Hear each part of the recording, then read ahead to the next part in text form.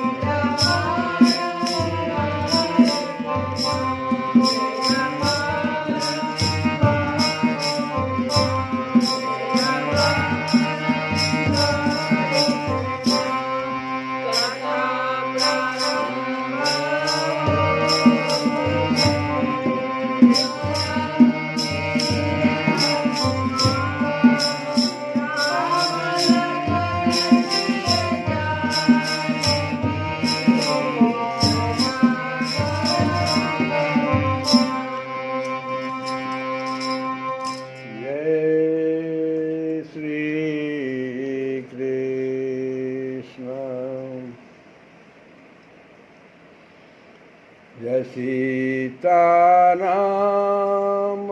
सीताराम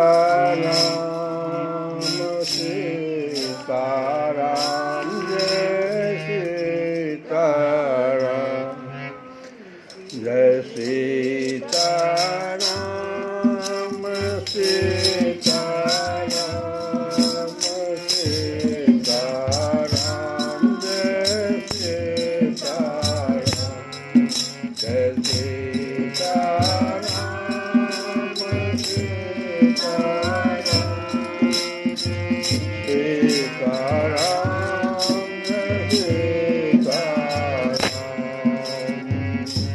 भगवान के नाम के बाद हम लोग जो कल तो हम लोग गीता जी से कथा सुन रहे थे, लेकिन 2 दिन पहले जिस कथा को विराम दिया था कि बलराम जी अभी बहुत दिनों के बाद तो दादा दादी हो गए। बलराम जी अब दादा दादी हो गए, दादा हो गए, नाना हो गए। उस अवस्था में पुनः ब्रज में आए हैं और भगवान श्री कृष्ण के हृदय स्पर्शी और लुभावने संदेश सुनाकर गोपियों को सांत्वना दिया है। क्यों न हो, क्योंकि बलराम जी तो नाना प्रकार से अनुनय विनय करने में बड़े निपुण हैं। अब इस प्रकार से 2 महीना बसंत का चैत्र और वैशाख वहीं बिताए। वे रात्रि के समय गोपियों में रहकर उनके प्रेम की अभिवृद्धि करते। क्यों न हो, भगवान राम ही जो ठहरे। उस समय कुमुदिनी की सुगंध लेकर भीनी भीनी वायु चलती रहती। पूर्ण चंद्रमा की चांदनी छिटक कर यमुना जी के तटवर्ती उपवन को उज्ज्वल कर देती और भगवान बलराम गोपियों के साथ वहीं विहार करते। वरुण देव ने अपनी पुत्री वारुणी देवी को वहां भेज दिया था। वह एक वृक्ष के खोहर से वह निकली। उसने अपनी सुगंध से सारे वन को सुगंधित कर दिया। वरुण देव जो जल के देवता है, अपनी पुत्री वारुणी देवी को वहीं पर भेजा जहाँ बलराम जी गोपियों के साथ विहार कर रहे थे। और वह जो वारुणी देवी है, वृक्ष के खोरड़ से वह निकली। उसने अपनी सुगंध से सारे वन को सुगंधित कर दिया। मधुधारा की वह सुगंध वायु ने बलराम जी के पास पहुंचाई, मानो उसने उन्हें उपहार दिया हो। उसकी महक से आकृष्ट होकर बलराम जी गोपियों को लेकर वहां पहुंच गए और उनके साथ उसका पान किया। उस समय गोपियां बलराम जी के चारों ओर उनके चरित्र का गान कर रही थी और वे मतवाले से होकर वन में विचर रहे थे। तो सारी गोपियां चरित्र का गान कर रही है और हम लोग भी ठीक इसी समय में भगवान के भजन को सुने, क्योंकि जो गोपियां थी वे मतवाले से होकर वन में विहार कर रही थी।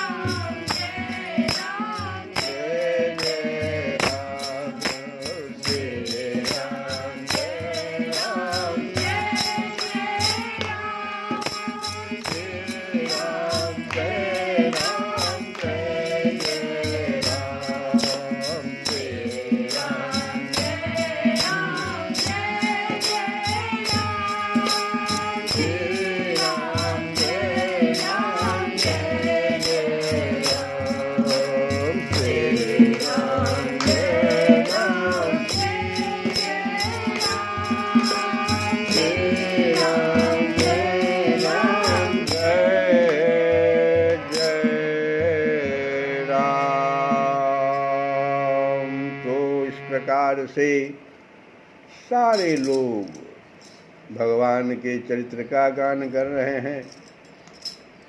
और वो वारुणी देवी एक वृक्ष के खोरर से बाहर निकली। बलराम जी वहाँ पहुँच गए, उस जल का पान किया और उनके नेत्र आनंद मद से विह्वल हो रहे थे। गले में पुष्पों का हार शोभा पा रहा था। वैजंती की माला पहने हुए आनंद उन्मत्त हो रहे थे। उनके एक कान में कुंडल झलक रहा था। मुखार बिंद पर मुस्कुराहट की शोभा निराली ही थी। उस पर पसीने की बूंदें हिमकण के समान जान पड़ती थी।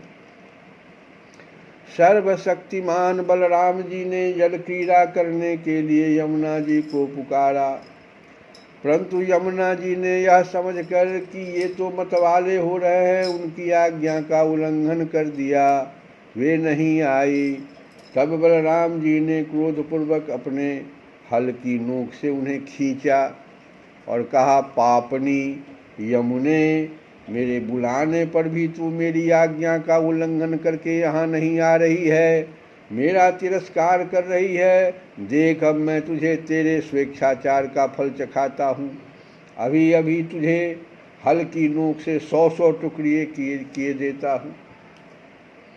वही चीज़ जो बलराम जी ने वहाँ ब्रज में किया, तो यमुना जी वहाँ पर कई टुकड़ों में बह रही है।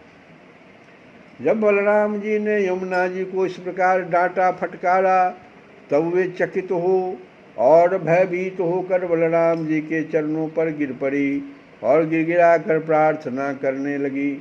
लोकाभिरामम बलराम जी महाबाहो, मैं आपका पराक्रम भूल गई थी।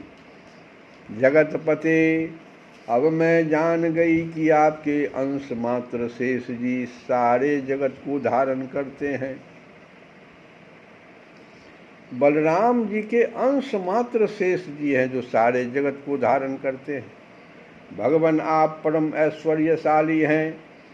आपके वास्तविक स्वरूप को न जानने के कारण ही मुझसे यह अपराध बन गया है।